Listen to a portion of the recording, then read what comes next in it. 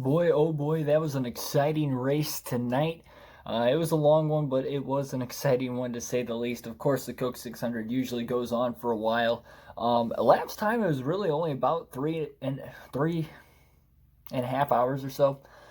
Granted, the rain delay, obviously, an hour and 8 minutes plus the caution laps that went along with that was probably closer to about an hour and 15-minute rain delay. So realistically, this race probably would have been over about a quarter till 11, if Eastern Standard Time, that is. But regardless of the fact, I'm here to break down the race, not the length of it. So without further ado, let's hop right on into this. First off, I'm Keegan Schneider. If you're new to the channel, subscribe for more daily NASCAR content. Hit the like button down below if you do enjoy this video come the end of this one. But regardless of the fact, again, let's hop right on in. So, stage 1 and 2 went by pretty okay. First 50 laps in the books. They had a competition yellow, of course, at lap 20. Once they got to lap 49, the rain came, and then that hour 15-minute rain delay ended up ensuing. Alex Bowman led a lot of the race after Kurt Busch had started on the pole and led about the first 30 laps or so. After Bowman took the lead, he dominated the first half of the race. Pretty much from that point on, he won stage 1 and stage 2. Remember, there were 4 stages in this race tonight, with it being the longest race of the season, as they have done since the introduction of stages for the Coke 600. So then they came into stage 3, and Bowman just started fading back. He wasn't a race-winning contending driver at that point. Once he lost the clean air, you could really tell he wasn't the fastest car. I thought Martin Truex Jr. had one of the best cars throughout the course of the night again, and Chase Elliott. I mean, that's been the story of the season, in my opinion, is Truex and Elliott having some of the faster cars, but they have not been able to find a way to victory lane yet, despite consistently finishing inside the top 10, top 5, or running in that area and not getting the finishes that they deserve. That has just been the course of the season so far. And more on that coming up at the end of the race. But for right now, stage 3, they had a caution come out. A little bit later, Matt Kenseth ended up hitting the wall. It was only the second caution for incident on the racetrack up to that point.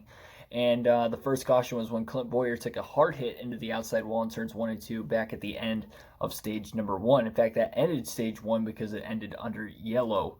So stage 3, Joey Logano took a pit strategy of taking no tires along with a couple other drivers, so he was able to keep the clean air off the restart and surprisingly be able to maintain a gap on guys that took not only just 2 tires but 4 tires behind him. So that was pretty impressive, and that from that point on, that's really sold me 100% that clean air is going to be the key factor in this race. You can wait until tires start to wear off, but I mean, even then, after it was about a 14-lap run, I think, by the time they went green. They had about 14 laps left in the stage. It just didn't seem like anybody could pass the car in clean air. That was the only thing about tonight, which is weird because I don't remember with this package last year at Charlotte having that scenario where it was so hard to pass the leader. I just don't remember that being the case too much. I could have obviously forgotten about that. I know some tracks it's like that with this package, and some tracks it isn't. You can pass the leader fine, like at Kansas or Chicagoland, something like that. But yeah, here at Charlotte, for some reason, I don't know if it's because it's one of the tighter mile-and-a-half tracks where there is multiple grooves. Regardless of the PJ1 or not, there is multiple grooves around Charlotte Motor Speedway. But I think with it being a lot tighter of a track, you're constantly stuck in the dirty air behind the car in front of you. It's hard to kind of choose that lane to break off. It's not like Kansas, Chicagoland, where the track is multiple grooves just like Charlotte, but it's a lot wider distance between the apron and the wall. So I think that played a big factor in this one as well. The only other thing that pretty much came down to was stage number 4. They had a caution with about 50 laps to go or so, and Jimmie Johnson won the race off of pit road. And I was thinking, he's been in the top 5 all night, consistently. Not necessarily contending for the lead, but he's been in the top 5 all night. Maybe he just needs that clean air. But he could not get the restart. He chose the outside. I think the inside is just the preferred line. I get him choosing the outside because he had a Hendrick teammate, a Chase Elliott, lined up behind him, but it just wasn't good enough. He should have chosen the inside line. Hindsight's always 20/20. But then again, Brad Keselowski's car at the end of that race looked really strong. Keselowski took off on that restart. Chase Elliott ran him down after about 10 laps under the commercial break. And Chase Elliott had led from pretty much about 35 laps to go or so, all the way down to 2 laps to go, and a caution comes out for none other than his teammate, my pick to win this race, William Byron. Byron was having a great day, consistently in the top 10. He scored stage points in all 3 stages, and he wasn't necessarily looking like he can contend for the win throughout the course of the night, but he had a top 5 car for sure. And it sucked for him that he was running 7th. Again, he was looking at an easy top 10 finish. He was 2 laps away. Blew left rear tire. Around he went. Pieces came off the car too. No way for him to save it.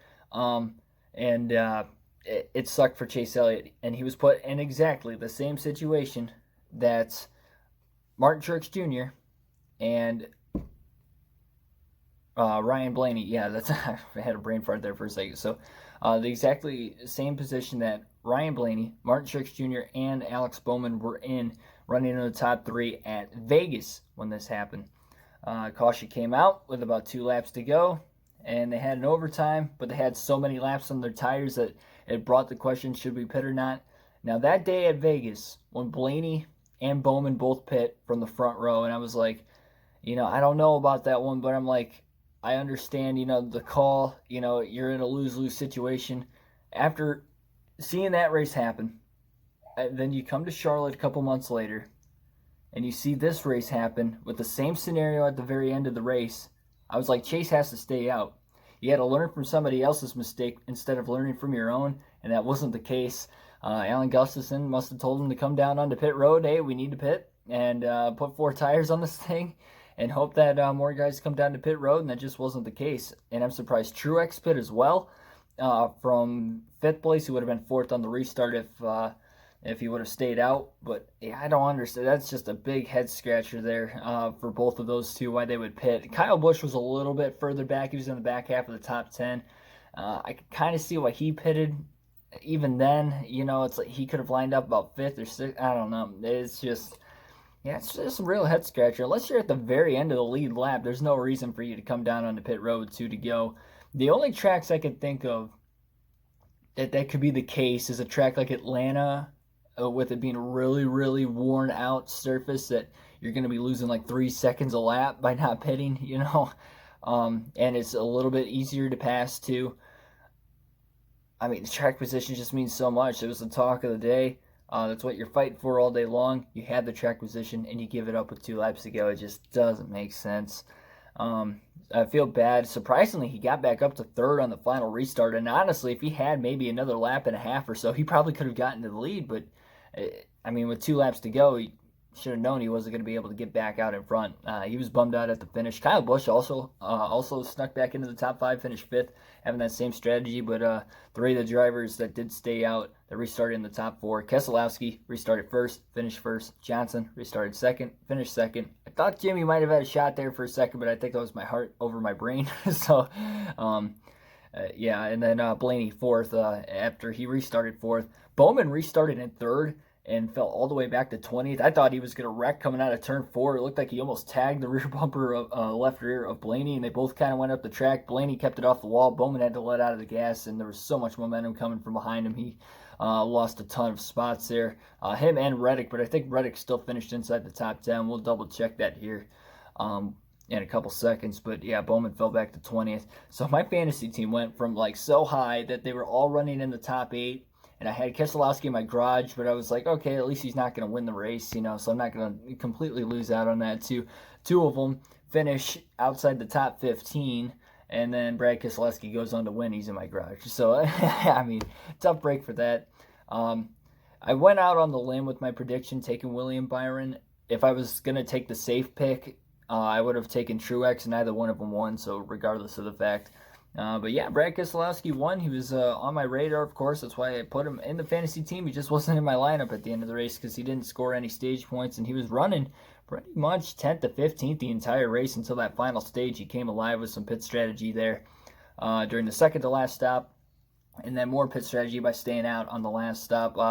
I'm sure it was a no-brainer for him that Chase Elliott pit. I have the lead. Okay, I'm going to pit.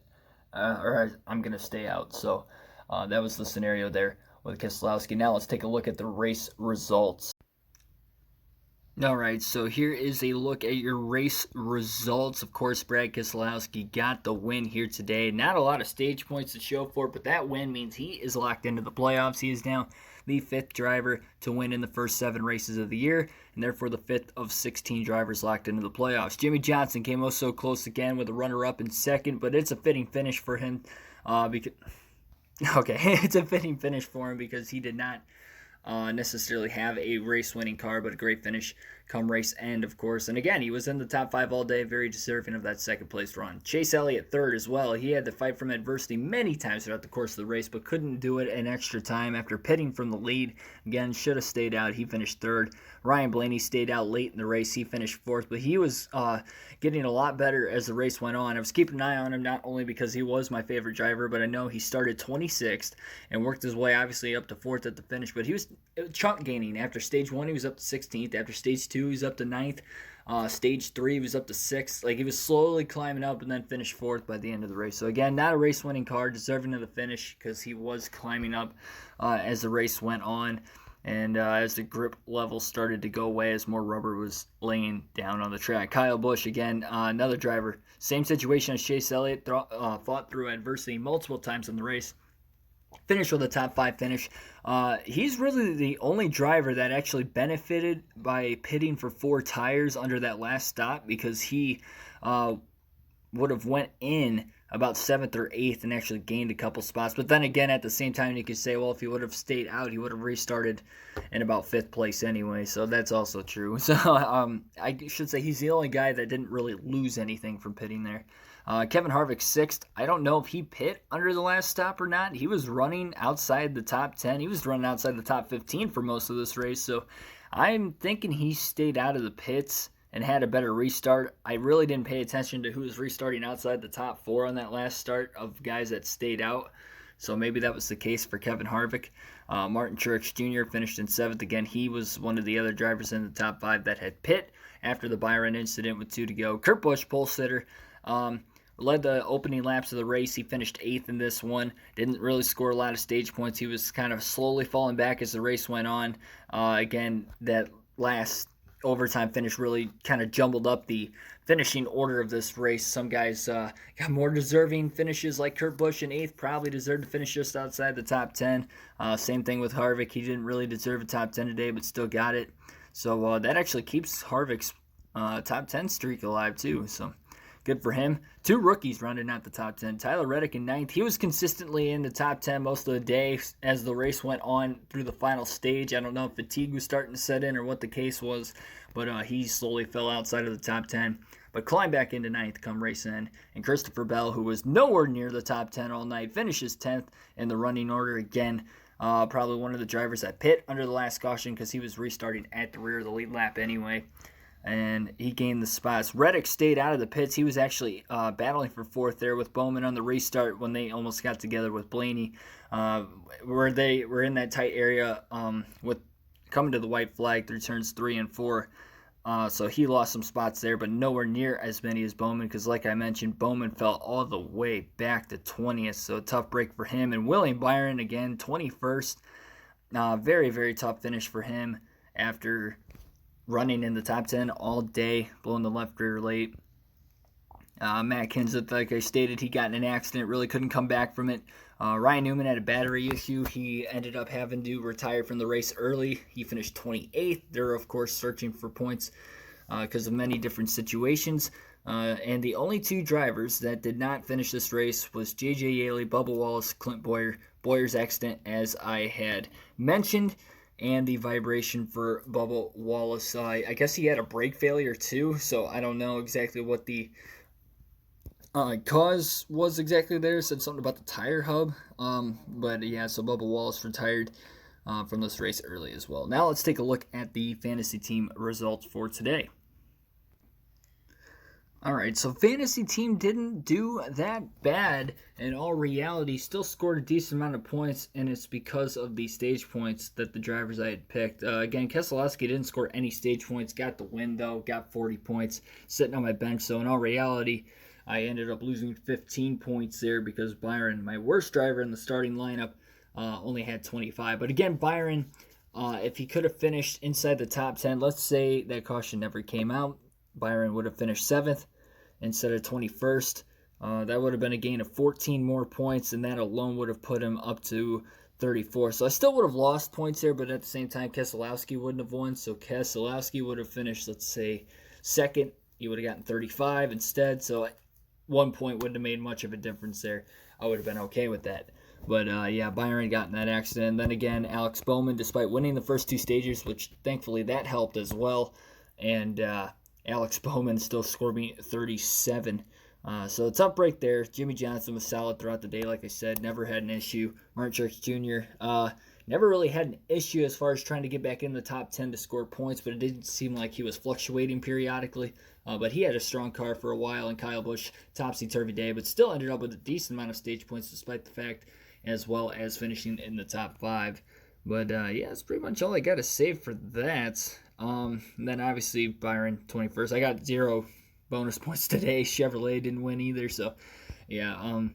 Not sure exactly what the finishing points are going to go. I'd have to do the math, and I don't feel like you guys having to watch me do the math, so I'm just going to end it from here. Hopefully you guys enjoyed this video. Again, if you did, hit the like button. Hit the subscribe button for more daily NASCAR content, such as videos like this. Hope to see you tomorrow during the course of some of the live streams. We're going to have a doubleheader again tomorrow for our full race live streams. And also, comment down below. What do you think of the Coke 600? Were your predictions correct? Were they not? And I will see you guys in the next one. Thanks for watching.